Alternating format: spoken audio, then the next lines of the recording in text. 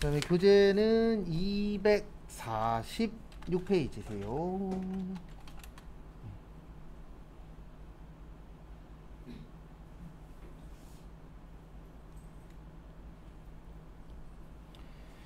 그래서 거기 보시면 과세거래라고 있으실 겁니다. 무슨 거래요? 과세거래.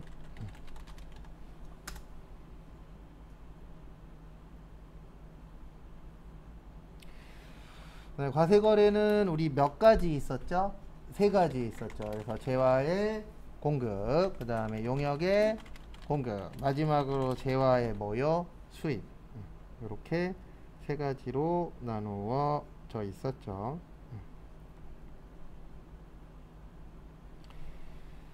그 다음에 보시면 거기 재화 보시면 재화란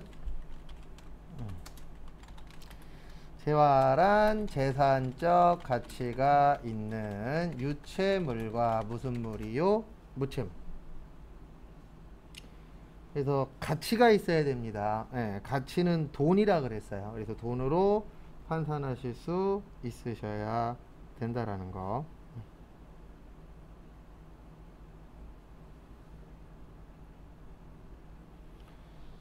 그 다음에 거기 밑에 당구장 표시 좀 볼게요. 거기 밑에 당구장 표시 보시면은요, 유체물에는 토지도 포함하지만 토지는 부가가치 생산 요소로 매매거래에서는 뭐가 된대요? 면세. 그리고 어음수표 등 화폐 대용 증권과 상품권, 주식, 채권 등은 재화다, 재화가 아니다. 재화가 아니다. 그래서 돈처럼 쓸 수 있는 것들은 재화 아니에요. 그 다음에 유가증권도 재화가 아닙니다. 그거 참고하시고. 그 다음에 그 토지에 관련돼서 좀 설명을 좀 드릴게요. 요거는 조금 이따 또 적을 건데, 우리가 사고 파는 걸 뭐라 그러죠? 매매. 빌려주는 거를요, 임대. 그래서 토지가 있고 건물이 있고, 요 건물은 상가예요. 그래서 토지하고 건물이 있고, 그 다음에 국민주택 규모 초과, 국민주택 규모 이하, 이렇게 나누어집니다. 그래서 토지의 매매는 면세예요. 뭐라고요? 면세. 그 다음에 토지의 임대는 과세. 요건 외우셔야 돼요. 그 다음에 건물은 매매는 과세, 임대는 과세. 그 다음에 국민주택 규모 초과가의 매매는 과세, 임대는 면세.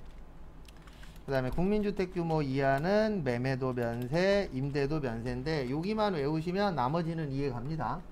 그래서 토지 같은 경우에는 매매는 왜 면세로 보냐면, 이거 같은 경우엔 저것 때문에 그런데요.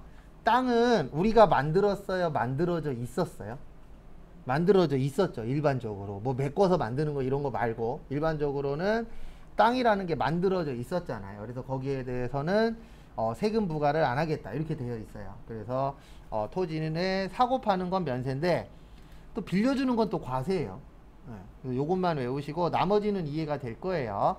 우리 상가 싸요? 비싸요? 비싸죠. 비싸니까 세금 내라. 그 다음에 상가 빌리는 것도 어떻죠? 비싸죠. 그러니까 뭐 내라? 세금 내라 라고 되어 있습니다. 법에는. 그리고 실질적으로 국가 입장에서는 이게 무조건 많은 게 좋은 건 아니잖아요. 우리나라가 현재 상가가 많아요, 적어요? 많아요. 근데 공실률도 되게 높아요. 가면 갈수록 더 높아질 거예요. 그리고 제가 특이하게 좀 신도시 주변에서 좀 살고 있어요. 그전에도 집에서 차 끌고 가면 청라 들어가는데 10분이면 들어갔었거든요. 그리고 최근에도 한번 청라 들어갔었는데, 청라 들어가서 밥을 먹었는데, 상가에 들어가서 밥 먹었었는데 공실이 되게 많더라고요. 근데 청라 정도면은 이제 안정화가 될 때가 됐잖아요. 근데 제가 봤을 때 뭐 아파트 단지는 모르겠는데 상가는 안정화 안 될 것 같아요. 왜냐면 돌아다녀 보면은 뭐 코로나 때문도 있지만, 코로나 전에도 그랬어요. 코로나 전에도 청라는 많이 왔다 갔다 했으니까. 일정 지역 빼놓고는 공실이 어마무시해요. 근데 지금 이제 또 계양 신도시 있잖아요. 3기 신도시. 거기에서 저희 집이 멀지 않거든요. 근데 솔직히 신도시 주변에 살면 좋은 점은 하나 있어요. 식당은 좋아요. 밥 먹으러 갈 때는. 왜냐면 신도시의 특징 중에 하나가 웬만한 프랜차이즈는 초반에 입점 다 하거든요. 나중에 빠지긴 하겠지만. 그래서 초반에는 좋아요. 근데 제 개인적인 생각인데 아마 많은 분들 그렇게 생각하고 계실 거예요. 신도시에 상가가 안 되는 이유는 딱 하나예요. 신도시 아파트가 비싸죠. 맞죠? 근데 그 아파트 값을 현찰로 주고 들어온 사람도 있긴 있어요. 근데 과연 그 사람이 몇 프로나 될까요? 대부분 다 뭐예요? 대출이에요. 전세를 들어가도 대출이고 월세를 들어가도 대출이고 사서 들어가도 대출이에요. 근데 그 대출이자가 한 달에 150에서 200은 될 거라고요. 못해도. 그거보다 더 하는 사람도 있을 거고 더 적은 사람도 있지만 평균적으로 요즘 집값으로 봤을 때는 한 150에서 200은 잡아야 돼요. 맞잖아요. 왜냐면 5억 잡으면은 내 돈이 많아야 2억일 거라고요. 평균적으로 1억에서 2억 사이일 확률이 제일 높고 그거보다 더 적은 사람도 있긴 있겠지만 그러면은 2억 정도 잡으면은 5억이라고 봤을 때 빚이 3억이잖아요. 그럼 거기에 이자가 어마무시하다고요. 네. 그럼 과연 그 사람들이 나와서 밥 먹을 수 있는 사람이 많아질까요? 적어질까요? 적어지겠죠. 그래서 저는 개인적으로 사업한다 그러면 만약에 저는 할 생각도 없고 돈도 없지만 식당을 해야 된다 그러면 신도시에는 안 할 거예요. 네. 신도시에서 성공할 확률이 진짜 낮아요. 근데 그 이유 중에 하나가 제가 봤을 때 그게 커요. 왜냐면 내가 만약에 집을 사더라도 저도 대출을 많이 받아야 되는데 그럼 대출 받으면 바깥에서 먹을 거예요? 집에서 먹을 거예요? 집에서 먹겠죠. 왜냐면 집에서 먹는 게 싸니까. 그래서 건물 같은 경우에 상가 같은 경우에는 비싸니까 둘 다 과세예요. 그 다음에 우리나라의 국민주택 규모라고 있어요? 없어요? 있어요. 옛날 용어로는 24평형. 그 다음에 지금은 한 80제곱미터? 우리나라가 한 평당 3.3 잡죠. 그래서 24 곱하기 3.3 하면은 한 79.2 정도 나오니까 한 80제곱미터 정도. 네, 그거를 국민주택 규모라고 해요. 그러면 국민주택 규모 초과란 뜻은 집이 큰 집이란 얘기예요. 그러면 큰 집은 가격이 싼가요? 비싼가요? 비싸죠. 그러니까 뭐 내라? 세금 내라. 근데 임대는 빌리는 거잖아요. 우리 일반적으로 왜 빌려요? 돈이 있으니까, 돈이 부족하니까. 그러니까 면세. 왜냐면 우리가 중요한 것 중에 하나가 사람이 살아가는데 의식주가 중요하잖아요. 네, 그래서 돈 없어서 빌렸네. 그러면은 면세. 그 다음에 국민주택 규모 이하의 뜻은 작은 집이죠. 맞죠? 그러면 작은 집을 왜 사요? 돈이 부족해서 사는 경우들이 많죠. 일반적으로 돈 있으면은 큰 집 갈 거잖아요. 네. 그래서 그때는 면세. 그 다음에 왜 빌려요? 돈이 부족하니까. 그래서 요때도 뭐요? 면세. 그래서 요것만 외우시면 나머지는 비싸다 싸다가 어느 정도 구별이 돼요. 그래서 그거 가지고 과세냐 면세냐 물어봅니다. 그래서 거기 교재는 토지의 매매 거래는 뭐라고 되어 있어요? 면세라고 되어 있죠. 그래서 면세 맞아요.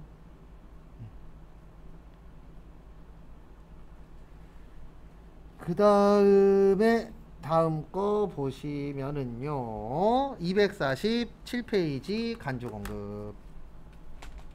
우리 예전에 간주공급 외운 적 있나요? 없나요?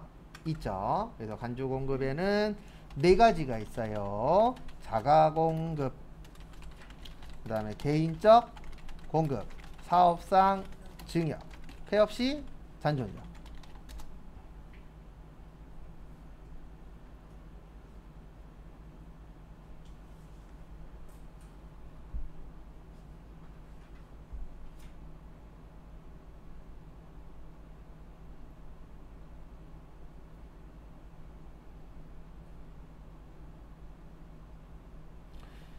그 다음에 다음 거 보시면은요 요 자가공급에서 그러니까 이렇게 외우면은 전산회계 1급 시험 문제가 되는 거고요.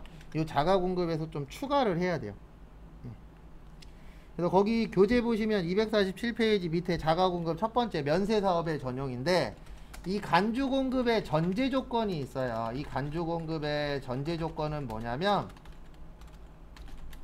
매입 시에 매입세액 처리를 해야 돼요. 그러니까 우리가 납부세액은 어떻게 구한다 그랬죠? 매출세액 마이너스 무슨 세액이요? 매입세. 그래서 이 물건을 샀을 때 매입세액 공제를 했다라는 전제 조건 하에 보는 거예요. 그래서 매입세액 뭐를 했다고요? 공제. 그래서 공제 그러면 더하는 거예요? 빼는 거예요? 빼는 거예요. 그럼 국가 입장에서는 우리는 세법은 개인 입장으로 보거나 회사 입장으로 보시면 안 돼요. 세법은 항상 국가 입장으로 봐야 돼요. 그러면 국가 입장에서는 마이너스가 되는 게 좋은 걸까요? 플러스가 되는 게 좋은 걸까요? 당연히 플러스 돼야 되겠죠. 왜요? 세금을 걷어야 되니까. 그래서 마이너스로 빼줬으면 뭐가 있어야 돼요? 매출세액이 있어야 돼요. 왜요? 빼줬으니까 납부를 해야 되잖아요. 그래서 전제 조건은 매입세액 뭐를 받았다? 공제를 받았다라는 전제 조건 하에 보는 거예요.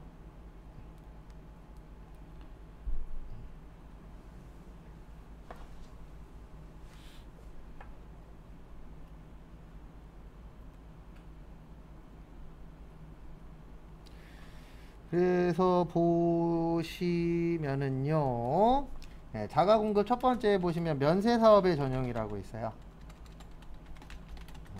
그래서 이게 무슨 뜻이냐면은 우리 면세는 세금을 내나요, 안 내나요? 안 내죠. 네. 그리고 국가 입장에서는 이렇게 되는 거예요. 매입세액으로 빼줬는데 거둘 게 없어요. 그리고 국가 입장에서는 이런 거 내비두면 돼요, 안 돼요? 안 돼요. 왜냐면 마이너스 해줬는데 플러스가 없네. 그리고 국가 입장에서는 좋은 거예요, 나쁜 거예요? 나쁜 거죠. 그래서 이거 인정 못하겠다. 그래서 너네 이거 면세에 썼어도 과세에 쓴 거라고 생각하고 뭐 내라는 거예요? 세금 내라. 그 대신 전제 조건은 요거예요. 매입세 공제를 받았다라는 전제하에. 왜냐면 국가가 마이너스 되면 안 되잖아요. 세법에서는 세금을 걷는 법이니까. 그 다음에 두 번째, 개별 소비세 과세 대상 뭐요? 자동차와 그 유지를 위한 재화.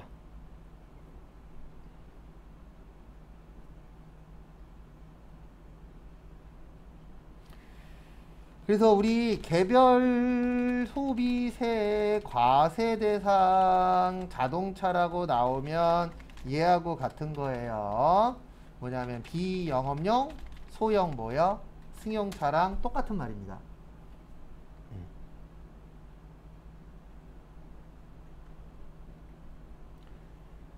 우리나라는 승용차가 많아야 된다고요? 줄어야 된다고요? 줄어야 돼요. 아니면은 늘어나더라도 원래는 경차가 늘어나야 됩니다. 왜냐면 땅이 뭐하니까요? 좁아. 그래서 저도 솔직히 짜증나는 일이 하나 있어요. 집 관련돼서. 집을 전세 살고 있는데 주차를 해야 되는데 제 자리에 주차를 못해요. 왜냐면 제 자리가 구석자리거든요. 근데 거기 앞에 대는 차가 좀 큰 차예요. 근데 옆에 대는 차는 대각선으로 되는데 외제차의 SUV예요. 그러니까 얘가 되고 나면 내 차가 진짜 바늘구멍에 이렇게 소 나오듯이 바늘구멍 뚫듯이 나와야 돼. 아니면 벽에다 내 차를 긁고 나와야 돼요. 안 그래서 옆에 차 긁었다 큰일 나니까. 예. 그래서 짜증나갖고 거기에다 안 대고 바깥에다 대고 있어요. 예. 이게 그래서 문제인 거예요. 승용차가 너무 많으니까. 그리고 어떤 게 문제가 되냐면은 대부분 한 집에 하나잖아요. 근데 한 집에 몇 대인 사람이 있어요? 2대, 3대. 이런 사람들 때문에 이제 아파트에서도 싸움 나잖아요. 주차 때문에. 근데 그 주차 때문에 싸움 나는 가장 큰 이유는 주차 대수가 부족한데 그게 부족할 수밖에 없는 게 한 집에 막 2-3대, 3-4대 이런 집들이 실제 존재하잖아요. 그러다 보니까 이제 국가 입장에서는 승용차를 늘려야 된다, 줄여야 된다, 줄여야 된다. 그러면은 국가가 할 수 있는 건 하나밖에 없어요. 혜택을 덜 주는 거예요. 무조건. 세금도 많이 나게 하고 그 다음에 혜택도 덜 주고 그러면 사람들이 뭐 할 것이다? 덜 쓸 것이다. 근데 이렇게 혜택 덜 줬다고는 그냥 평범하게 써요. 페널티를 더 줘야 됩니다. 원래는. 근데 페널티를 많이 못 줘요. 왜냐면 우리나라 그 산업 구조상. 왜냐면 지금 현재 우리나라를 이끌고 나가고 있는 대기업들 중에 현대 기아 있잖아요. 현대 기아가 뭐를 만들어요? 승용차 만들잖아요. 근데 만약에 여기에서 승용차 판매를 줄일 수 있는 걸 해버려. 그러면 현대기아차가 돈을 많이 벌어요? 적게 벌어요? 적게 벌죠. 그래서 지금 제주도에선 실제 하고 있대잖아요. 제주도에선 차를 사려면 뭐가 있어야 돼요? 주차 공간이 있어야 돼요. 주차 공간이 없으면 차 구입을 못해요. 아예. 제주도 자체에서는. 일본이 그렇게 하고 있잖아요. 일본도 주차할 수 있는 공간이 먼저 확보가 돼야만 뭐를 살 수 있어요? 차를 살 수 있어요. 근데 우리나라는 주차 공간 있든 없든 상관없잖아요. 그냥 돈만 주면 뭐 살 수 있죠? 자동차 살 수 있죠. 그러다 보니까 이제 이게 조절이 안 되죠. 그래서 국가에서 요것도 이제 간주 공급으로 만들어 놓은 거예요. 그래서 이건 어떤 경우냐면 이런 경우예요. 만약에 우리 회사가 저거를 해요. 뭐를 하냐면은 타이어 파는 회사예요. 근데 사장님 승용차가 펑크가 났어. 그러면 사장님 승용차 갈아주죠. 근데 돈은 받아요, 안 받아요? 안 받죠. 예. 그러면 국가에서는 야, 너 그거 돈 받은 거야. 그러니까 뭐 내? 세금 내. 이렇게 보는 거예요. 근데 뭐와 관련돼서만 하는 거예요? 승용차. 화물차는 괜찮아요. 왜냐면 화물차는 일을 하기 위한 차잖아요. 그래서 그건 괜찮은데 일반적으로 승용차는 업무를 위한 것도 있지만 업무 이외에도 쓸 수 있어요, 없어요? 있죠. 그래서 우리나라 외제차에 그 등록되어 있는 외제차의 7, 80%는 중소기업이 갖고 있대잖아요. 중소기업이라던가 아니면 의사들, 소형병원 그런 데에서 많이 갖고 있대요. 오히려 대기업에서 갖고 있는 거는 퍼센트가 몇 프로 안 된다고 그러더라고요. 왜냐면 실질적으로 대기업이 많아요, 중소기업이 많아요?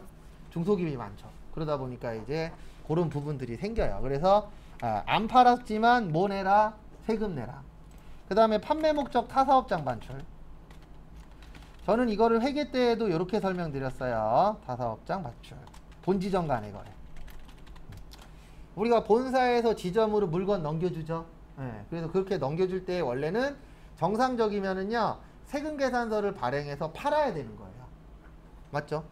근데 이렇게 주면 안 된다는 얘기예요. 공짜로 줬는데요.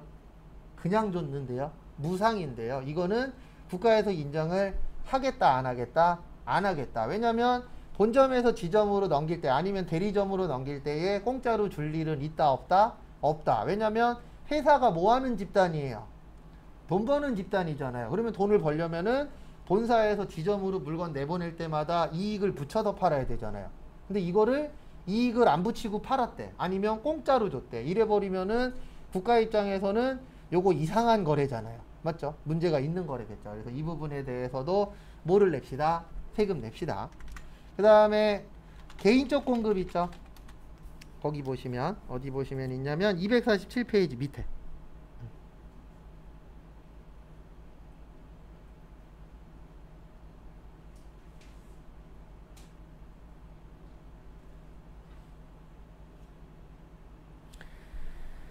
다음에 보시면은요, 보시면 개인적 공급은 말 그대로 개인적으로 주는 거예요. 그래서 뭐 직원한테 공짜로 준다거나 아니면 친인척한테 무료로 준다거나 이런 부분들이 발생할 수도 있어요, 없어요? 있어요. 근데 여길 보는 게 아니고요. 여기에서 중요한 거는 요게 중요해요. 248페이지.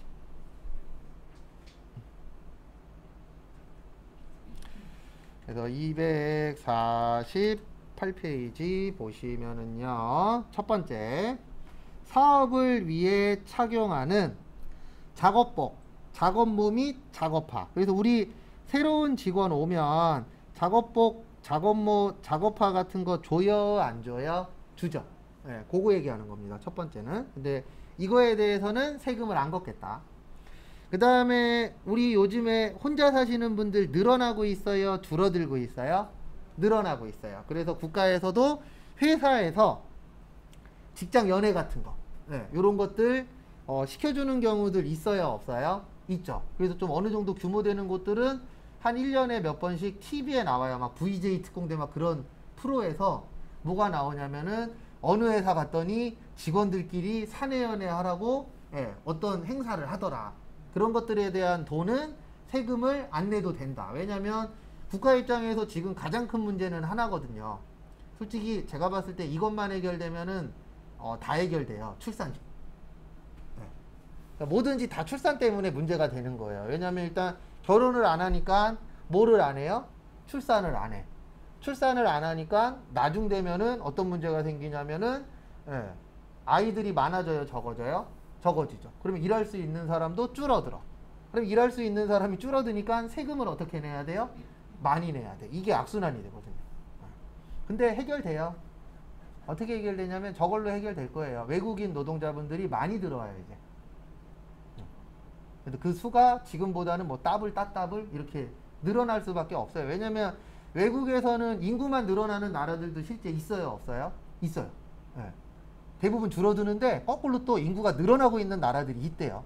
예, 출산을 너무 많이 하셔서. 그래서 그런 나라에서 이제 일명 역수입하는 거죠.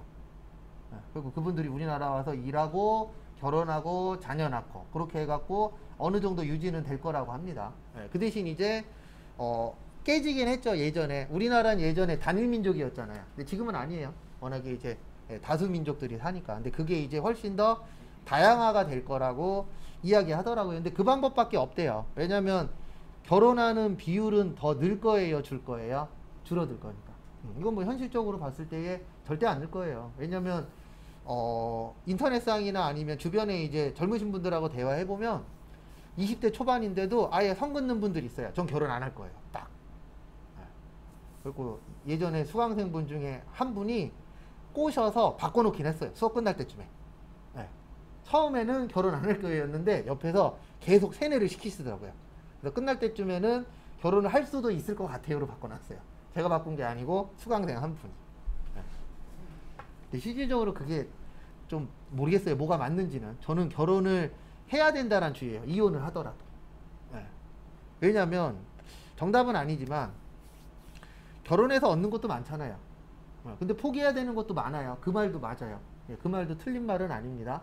포기해야 될 것도 있고 얻는 것도 많은데 저는 얻는 게 더 많다라고 생각하는 사람 중에 한 명이다. 그리고 제일 걱정되는 건 하나밖에 없어요. 솔직히 결혼 안 하시는 분들한테 제일 걱정되는 건 딱 하나예요. 노후. 저는 그걸 제 눈으로 봤으니까. 제 노인복지관에서 한 6년 가까이 일했다고 그랬잖아요. 그때 제 눈으로 봤어요. 그 어르신들 노후에 특히 이제 돈이 많으신 분들은 그나마 괜찮아.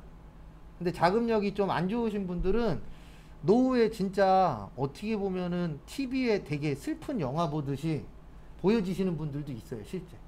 네. 금요일만 되면은 저기 1층 사무실 가갖고 욕하시는 분도 있었어요. 왜 토요일하고 일요일날 문 안 여냐고. 네. 그리고 주변 분들한테 얘기 들었는데 그분이 이제 혼자 계시는데 토요일하고 일요일날 갈 데가 없대요. 왜냐면 토요일, 일요일은 대부분 문 닫잖아요. 그런 공공시설들은. 그러다 보니까 그분은 금요일 날 되면은 얼굴이 좀 바뀌어 계세요. 좀 우락부락하게. 근데 그런 분들이 그분 한 분만 있는 게 아니고 되게 많거든요. 거기에다 또 이제 제일 많이 들었었던 얘기가 이거는 꼭 알고 계세요. 결혼해서 애기 낳으시면은 죽을 때까지 상속을 줘야지 증여를 주면 안 돼요. 이건 실제 증여 주신 분이 한 얘기예요. 증여를 주면 안 온대잖아요, 자식들이. 그래서 어떤 분은 손주가 그렇게 보고 싶은데 명절이 되면은 명절 때쯤 되면 며느리한테 전화 온대요. 요번에 해외여행 간다고. 아니면 제주도 여행 간다고. 예, 용돈 붙여드렸으니까 요번에 못 간다고. 이런 식으로 연락이 온대요. 예, 그러면 그분은 돈이 중요한 게 아니고 손주가 보고 싶은 거거든요. 그래서 그렇게 보고 싶은데 맨날 그냥 사진으로만 보는 거죠. 근데 생각 외로 그런 분들 많아요. 근데 제가 지금 한 이 얘기가 10년도 넘은 얘기예요. 그럼 지금은 더 뭐 할 거예요? 많으면 많았지 줄어들진 않았을 거예요. 그래서 혼자 사시는 분들도 혼자 살아도 괜찮아요. 그 대신 돈을 많이 모아서 노후에 저기를 들어가야 돼요. 실버타운. 네. 거길 못 들어가거나 그러면 그거보다 좀 떨어지더라도 어르신들끼리 모여있는 그런 장소에 가셔야 돼요. 안 그러면은 힘들어져요. 그렇다 그래서 뭐 요양병원 가라 그런 얘기는 아닙니다. 네. 저도 지금 저희 외할머니가 요양병원을 가냐마냐 하고 계시는데 외할아버지는 요양병원에서 돌아가셨어요. 원래 정정하셨는데 이게 또 얘기 들어보니까 요양병원 가면 또 정상적인 사람도 힘들어진다라고 하긴 하더라고요. 그래서 그런 데 말고 실버타운. 근데 실버타운 가려면 큰 걸로 한 2-3장은 있어야 돼요. 생각보다 비싸요. 왜냐면 거기에 간호사상주에 있죠. 의사상주에 있죠. 아침, 점심, 저녁 다 주죠. 그래서 매달 내는 금액도 한 200~300인가 된다 그래요. 그 2~3억은 보증금이고 매달 내야 되는 금액도 있다 그러더라고요. 그러니까 금요일 날은 꼭 뭐를 사세요? 로또를 사세요. 그 다음에 거기 다에 보시면 시험 문제는 다가 제일 많이 나와요. 1인당 연간 얼마요? 10만원 이하의 금액을 주는 건 괜찮아요. 근데 10만원이 넘어가면은 넘어가는 금액에 대해서는 세금을 내셔야 됩니다. 그래서 만약에 13만원이 나와서 그러면 얼마에 대해서는 세금을 내셔야 돼요? 3만원에 대해서. 그래서 그거 10만원 좀 보시고.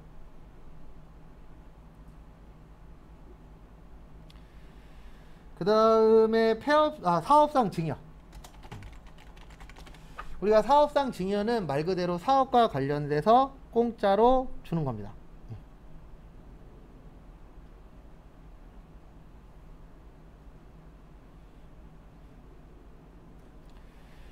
그래서 보시면은요, 보시면 거기 가에 보시면은요, 요거는 세금 안 내는 거예요. 가에 보시면 견본품이 있어요.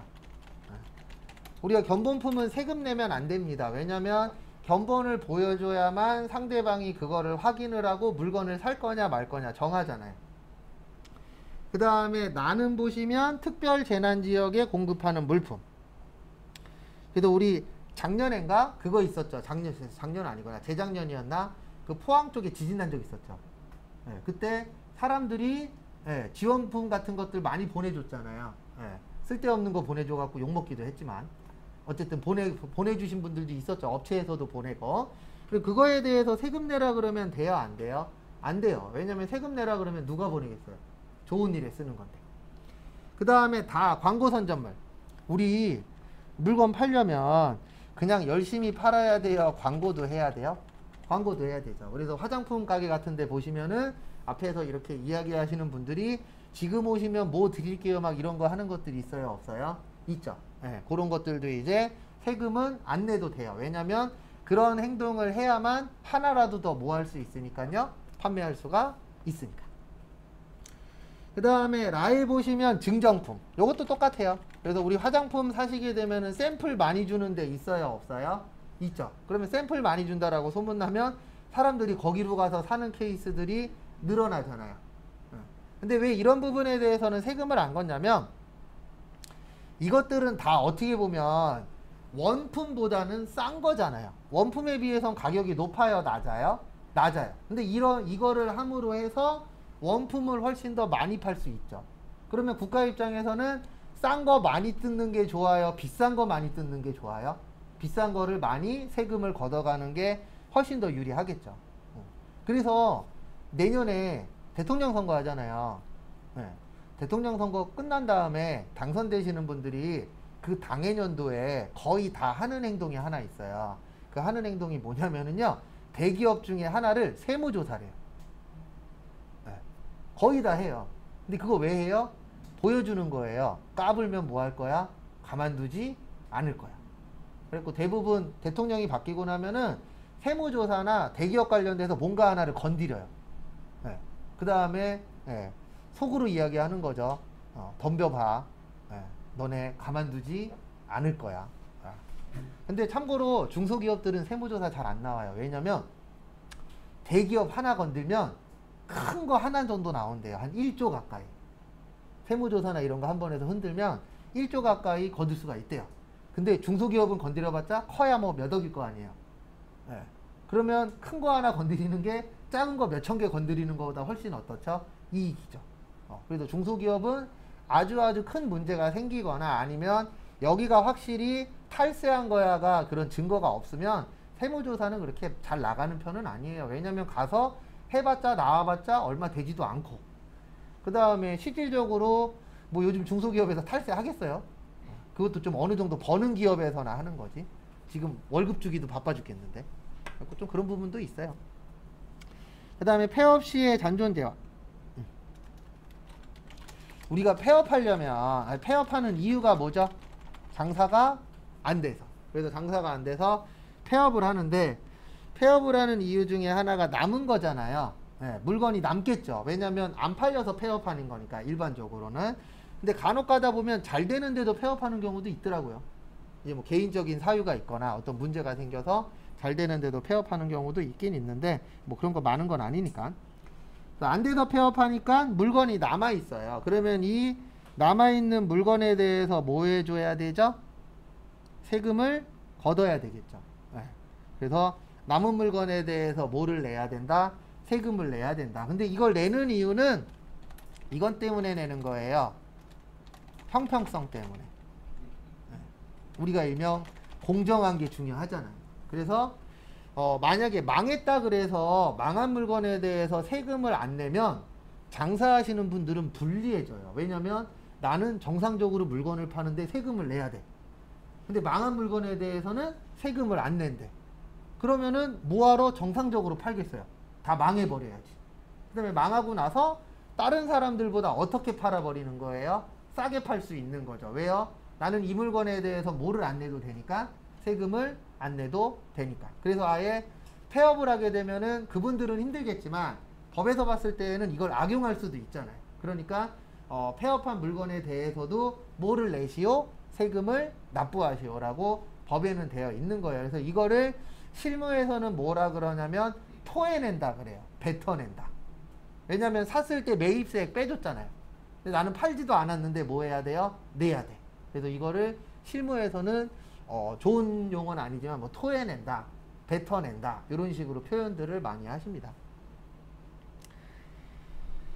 그 다음에 거기 4번 보시면 재화의 공급으로 보지 않는 것, 물납, 그 다음에 담보, 공매 및 경매, 사업의 무슨 양도요? 포괄 양도.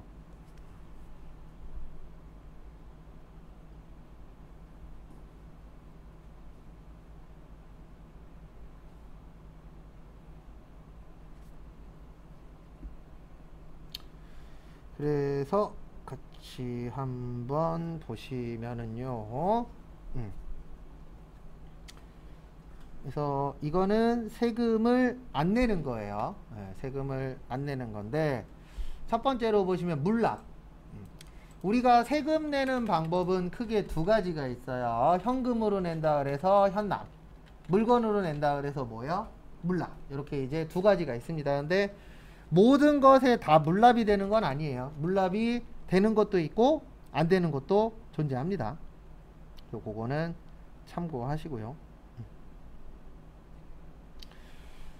근데 어쨌든 물납이라는 게 물건으로 세금 내는 건데, 만약에 내가 물건으로 세금 낸다 그래서 국가에서 10%를 더 내십시오. 그러면은 물건으로 낼 거예요? 안 낼 거예요?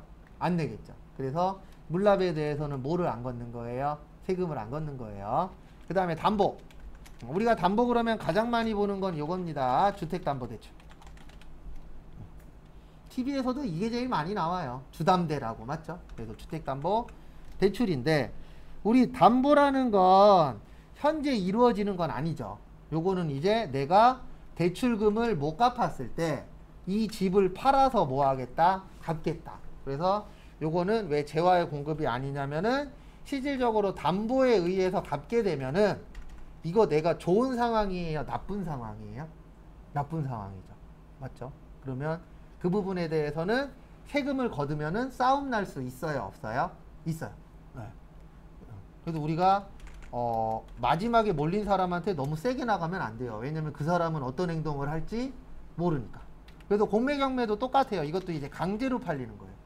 그래서 강제로 공경매로 해서 넘어갔어. 그러면 이 사람 입장에서는 지금 현재 안 좋은 상황인 거잖아요. 예. 그러면 여기에 대해서 10%를 더 내래.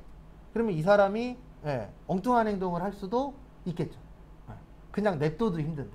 그래서 이럴 경우에는 세금을 안 냅니다. 그 다음에 사업의 무슨 양도요? 포괄 양도.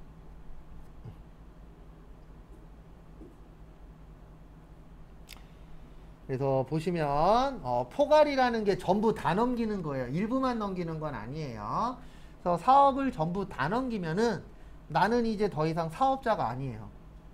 그러니까 사업자가 아니니까 부가가치세도 낼 일이 있어요? 없어요? 없어요. 이 부가가치세는 누가 내요? 우리 회사를 사가시는 분이 내시면 됩니다. 나는 이제 더 이상 사업자가 아니니까. 그래서 가끔씩 TV 같은 거 보다 보면은 전부 다 넘겼다라는 식으로 TV에 나오는 경우들이 있어요? 없어요? 있죠. 그러면 그분은 더 이상 그 회사에 신경 쓸 게 없어요. 왜요? 내 회사 아니니까. 남의 회사 됐으니까. 그러면 사가신 분이 세금 문제나 그런 건 해결하면 되겠죠. 그래서 그렇게 나누어져 있으세요.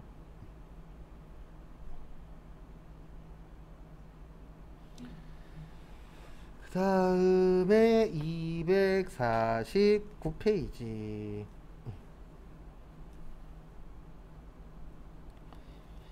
그래서 249페이지 보시면은요, 아니다, 249가 아니고 250으로 넘어오세요.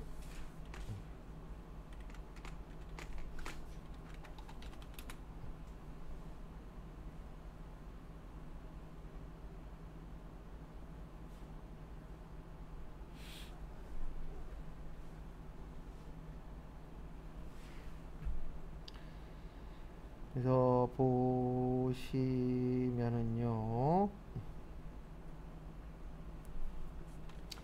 용역의 공급으로 보지 않는 것.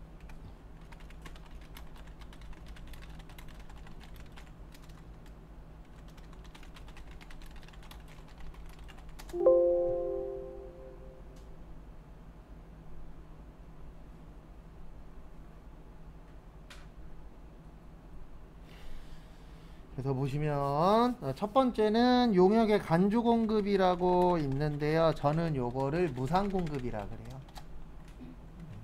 그래서 무상 공급에는 두 가지가 있습니다. 재화의 무상 공급이 있고 용역의 무상 공급이 있어요. 요게 무슨 공급이라고요? 간주 공급이에요. 무상 공급이. 여기다 쓰는 게 되겠다. 간주 공급인데 재화의 무상 공급은 과세 대상이 맞아요. 그래서 우리 간주 공급 세금 내요, 안 내요? 내죠. 근데 용역의 무상 공급은 과세 대상이 아니에요. 그래서 과세 대상 아니고 단 특수 관계인에게 부동산 임대 용역은 뭐한다? 제외한다. 그래서 부동산 임대하는 거는 세금을 내도록 되어 있습니다. 거기 교재에 다 있어요. 밑줄만 치시면 돼요.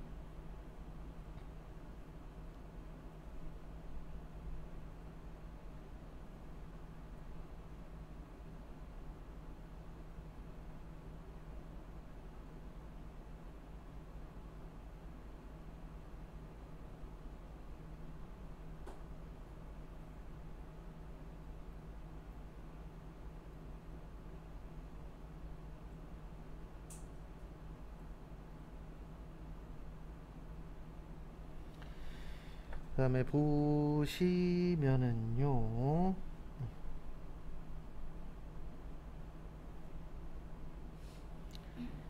그다음에 보시면 우리가 용역이라는 거는 서비스예요. 뭐라고요? 서비스. 무상은 뭐죠?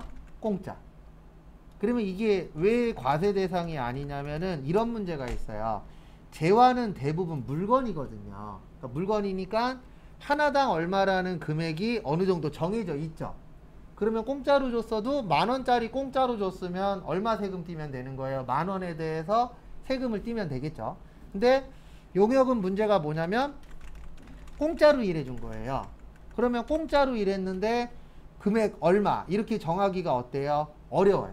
그리고 만약에 정하더라도 이거에 대해서 문제 삼을 사람이 많을까요? 적을까요? 많겠죠. 왜냐면 나 공짜로 일했는데 하루 일당 100만원이래. 그럼 100만원에 대해서 뭐를 내야 돼요? 세금 내야 돼. 네. 그러면 그 사람은 화를 낼 수도 있어요? 없어요? 있죠. 그래서 세금 걷기가 어려워요. 그래서 과세 대상이 아닙니다. 뭐 안 걷겠다? 세금 안 걷겠다. 근데 단 누구한테요? 특수관계인. 특수관계인이 누구냐면 친인척이에요. 누구라고요? 친인척. 그래서 친인척에게 뭐 걷는 거요? 세금 걷는 거는 괜찮다 라고 되어 있습니다. 그래서 그거 참고하세요.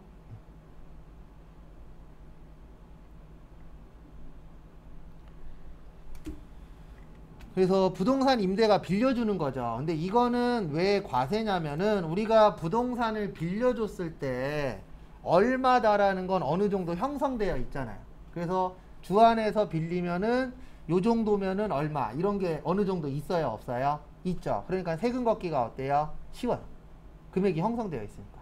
근데 공짜로 일해주는 거는 세금 걷기가 너무 어려워요. 그래서 과거에 이런 적이 있었잖아요. 이거 아시는 분도 계시고 모르시는 분도 계실 건데 과거에 이제 대기업은 아니고 어느 정도 기업 회장님이 사장님들이 문제가 터졌을 때 저기 가시잖아요. 교도소.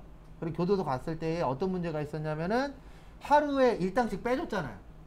근데 그 일당이 대기업 회장이라고 몇백만원 몇천만원 빼주고 일반 사람은 몇만 원 빼주고, 그렇다 보니까 똑같은 금액이더라도 들어가 있어야 되는 날짜가 어땠죠? 차이가 심했었죠. 그래서 이제는 상한선을 정해놨잖아요. 왜냐면 이게 문제가 심각하다. 왜냐면은 정확하게 하루 일당을 만들기가 어때요? 어렵죠. 예. 그렇다고 그래서 뭐 직업이 없다 그래서 안 뺄 수도 없는 거고. 그래서 이게 용역의 무상 공급은 얼마로 정하느냐가 좀 불편합니다. 그 다음에 재화의 수입에서는 요것만 좀 기억하세요. 그래서 뭐 기억하시냐면은 재화의 수입은 거래처는 어디요? 세관. 뭐만에게 처리? 부가세만. 그래서 요것 좀 기억하시면은 되실 것 같고요.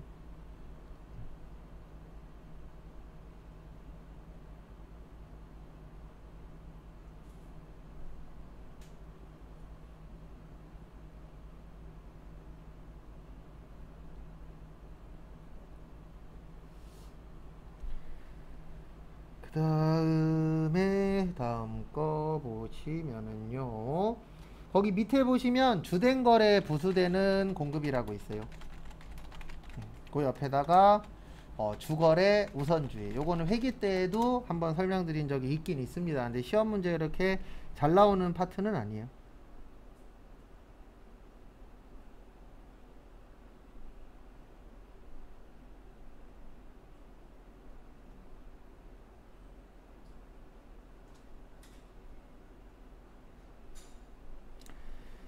그 다음에 다음 거 보시면은요, 그래서 주된 거래 부수되는 공급의 주거래 우선주의는 이거 얘기하는 거예요. 뭐 얘기하는 거냐면은요, 우리가 이제 수업용 도서를 샀어요. 컴퓨터 책을.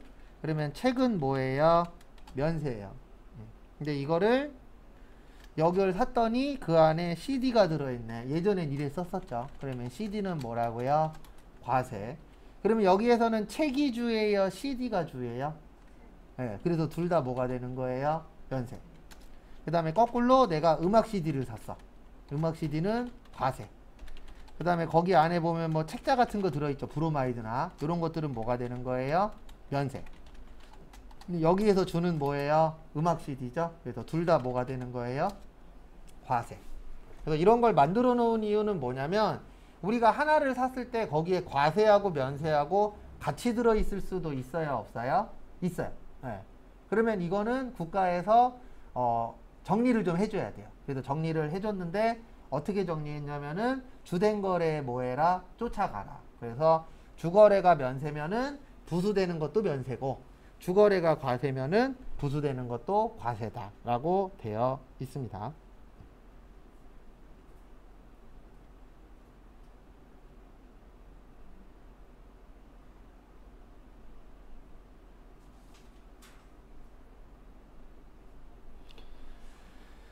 다음에 다음 것도 보시면은요, 252페이지.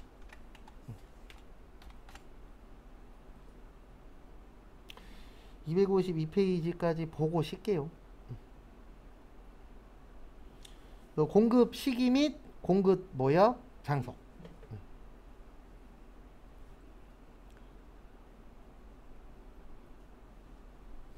이거는 시험 문제에 왜 나오냐면은요, 공급 시기 및 공급 장소는, 일단 시기는 요것 때문에 나오는 거예요. 뭐 때문에 나오냐면은, 우리 날짜 중요해요, 안 중요해요? 중요하죠. 날짜 때문에 나오는 거고, 요 공급 장소는 요것 때문에 나오는 거예요. 뭐 때문에 나오냐면은 신고 관련돼서. 그래서 우리가 신고할 때에 관할이 어디냐, 요게 중요하거든요. 그래서 공급 장소가 어디냐에 따라서 이제 세금을 내는 곳이 어떻게 돼요? 정해져요. 그래서 일단 거기 밑에 박스 보시면, 이건 회계 때에도 좀 설명을 드렸었는데 세무에서도 똑같아요. 내용이나 뭐 그런 것들은. 그래서 거기 보시면 첫 번째 현금 판매, 외상 판매, 할부 판매라고 있으시죠? 그거를 우리는 뭐라 그러냐면 일반 판매라고 할 거예요. 무슨 판매요? 일반 판매.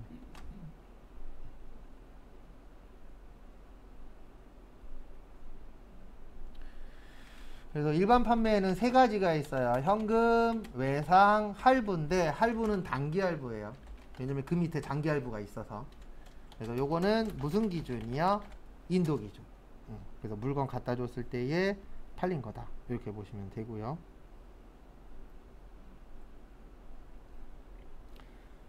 그 다음에 다음 거 보시면 장기할부 판매. 그 다음에 3번이랑 같이 볼 거예요. 3번이 아니고 4번이랑 같이 볼 거예요.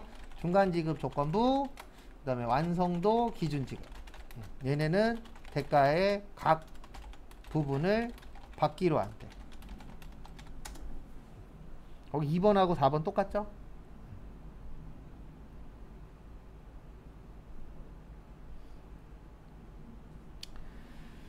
그래서 설명을 좀 드리면 요 장기할부 판매 중간지급 조건부 완성도 기준지급의 특징은 두 가지예요. 하나는 금액이 커요.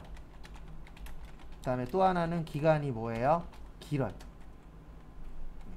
왜냐면 할부라는 건 나눠서 내는 거잖아요. 장기는 몇 년 이상? 1년 이상. 그러니까 1년이 넘어가니까 기간이 길어. 그리고 우리가 기간이 길게 할부를 하는 이유는 하나예요. 금액이 뭐하니까요? 비싸니까. 설마 10,000원짜리 갖고 24개월 할부요. 이러는 사람은 거의 없잖아요. 근데 1,000,000원이야. 그럼 24개월 할부할 수도 있겠죠. 금액이 뭐하니까요? 크니까.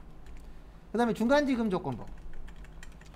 중간지급 조건부라는 거는 결론은 장기할부처럼 돈을 나눠서 주겠다는 얘기예요. 근데 왜 중간에 돈을 주죠? 금액이 뭐하니까? 크니까. 그래도 금액이 크면은 나눠서 주는 게 어때요? 안전하잖아요. 근데 금액이 작아. 그러면 한 번에 줘도 상관없겠죠. 근데 완성도 기준 지급. 요거는 대부분 건물 관련된 거예요. 그래서 대부분 건물은 가격이 어떻죠? 비싸. 그리고 짓는 기간이 어때요? 길죠. 그래도 요럴 경우에는 돈 받기로 한 날짜 있어요? 없어요? 있죠. 그 날짜에 맞춰서 세금을 냅시다. 근데 왜 이렇게 되어 있냐면은 우리가 지금 배우는 부가가치세는 직접세예요? 간접세예요? 간접세예요. 그래서 간접세의 특징은 내 돈, 남의 돈, 남의 돈. 그래서 남의 돈을 받았을 때 뭐 냅시다? 세금 냅시다. 왜냐면 내 돈으로 내는 세금 아니니까. 그래서 그거 좀 봐두시고요. 그 다음에 5번 가공. 그래서 가공은 가공된 재화를 인도하는데.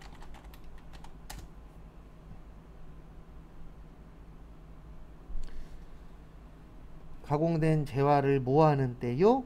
인도하는 때.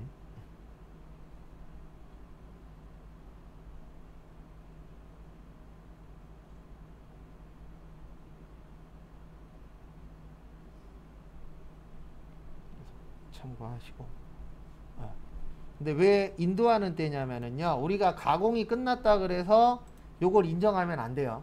그래서 그 가공된 물건을 뭐 해야 되죠? 받아야 되죠. 그때 돈 줘야 되잖아요. 왜냐면 가공 끝났다 그래서 돈 주면 큰일 납니다. 그래서 우리 항상 돈은 되도록이면 처음에 주라 그래요? 마지막에 주라 그래요? 마지막에 주라 그래요. 왜요? 사람들이 돈 먼저 주면은 계약을 안 지키는 경우들 있어요? 없어요? 있죠. 그래서 돈을 먼저 줄 거면은 계약서를 잘 써야 되는데 문제는 계약서 잘 쓰기가 어렵잖아요. 실질적으로. 그래서 항상 돈은 언제 줘라? 마지막에. 그래서 물건 받고 줘라. 그 다음에 여기 의제에서는요, 저거 좀 봐두세요. 뭐 좀 봐두시냐면 폐업. 뭐요? 폐업. 폐업도 답으로 은근 잘 나와요. 그래서 폐업 나오면 폐업하는 때. 뭐 폐업일 이유 막 이런 거 나오는데 폐업하면 그냥 뭐 하는 때라고요? 폐업하는 때.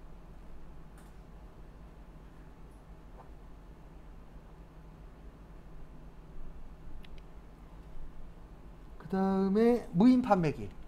무인 판매기에서는 자판기에서 무인 판매기에서 현금을 인치하는 때. 그래서 인치하는 때가 뭐냐면은요, 자판기 안에 돈 들어가 있잖아요. 그럼 그 돈을 뭐 할 때요? 꺼낼 때. 그때 뭐 내라? 세금 내라.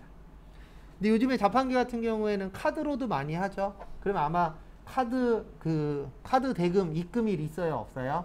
있죠. 그때쯤 아마 하면 될 것 같아요. 그 부분은. 그 다음에 이거 새로 하는 거예요. 이거 이제 내일 쪽지 시험 볼 건데, 이거 2장짜리 나눠드린 거 마지막 페이지에 있어요. 수출은 선적일 기준이에요. 무슨 기준이요? 선적일 기준. 근데 선적일보다 환가일이 빠르면 환가일 기준으로 바뀌어요. 이때는 환가일 기준.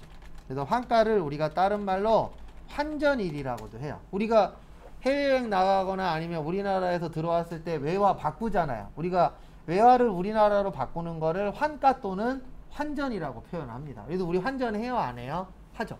돈 바꿀 때.